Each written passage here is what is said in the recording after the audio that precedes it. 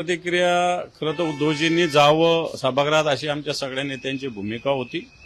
परंतु उद्धवजी ठाकरे साहेबांनी एका सामान्य शिवसैनिकाला पुन्हा एकदा संधी देण्याचा निर्णय घेतलेला आहे असं मला वाटतं. निश्चित मी उद्धवजींचा, पक्षाचा आणि शिवसेना प्रमुखाच्या विचाराने आम्ही जो चालण्याचा संकल्प केला, मला वाटतं त्या विचाराचा हा विजय असं मानेल. काय निष्ठा तर ठेवलीच पाहिजे.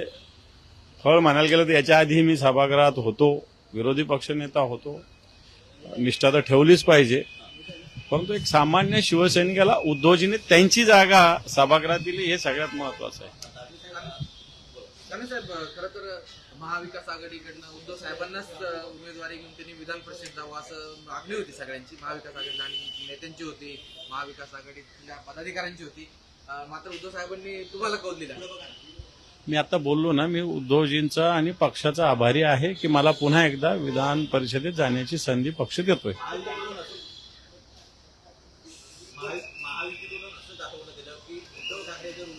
मला असं वाटतं मी पॉलिटिकल कोणतंच बोलणार नाही. आता उमेदवारी बोलतो, पॉलिटिकल तुम्ही पक्षाच्या नेतृत्वाशी बोला, माझ्याशी नको.